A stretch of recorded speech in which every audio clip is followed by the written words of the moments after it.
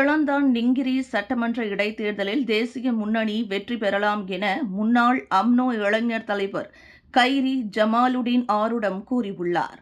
நிங்கிரி சட்டமன்ற இடைத்தேர்தல் வரும் ஆகஸ்ட் 17ஆம் தேதி நடைபெறவுள்ள வேளையில் அத்தேர்தலில் தேசிய முன்னணி கே அடிலான் கூட்டணி வெற்றி பெற வாய்ப்புகள் பிரகாசமாக உள்ளது என்றும் குறிப்பிட்டார்.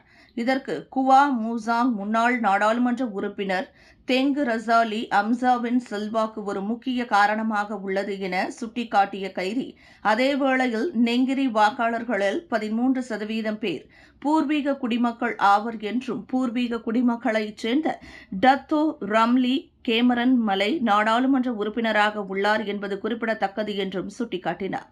அவர் தற்போது மக்களவையின் துணை சபாநாயகராக பொறுப்பு வகித்து வரும் வேளையில் அச்சமுதாயத்தைச் சேர்ந்த ஒருவர் இதுபோன்ற உயரிய பதவிகள் இருப்பது இதுதான் முதல் முறையாகும் என்பதாலும் தற்போது அவர் நெங்கிரியில் தேர்தல் பணிகளை கவனித்து வருகிறார். இதனால் பூர்வீக குடிமக்களின் ஆதரவு தேசிய முன்னணிக்கும் அதிகரிக்க வாய்ப்புகள் உள்ளது. ஆகையால் அத்தொகுதியில் தேசிய முன்னணி வெற்றி பெறலாம் என்று கெலுவார் செகஜாப் நிகழ்வில் பேசிய முன்னாள் ரெம்பாவ் நாடாளுமன்ற உறுப்பினருமான கைரி இவ்வாறு கூறினார். விலையில் மேலும் செய்திகளை தெரிந்து கொள்ள கீழே இருக்கும் பெல் பட்டனை அழுத்துங்கள். உங்கள் ஆதரவை வெளிப்படுத்த லைக் மற்றும் ஷேர் செய்யுங்கள்.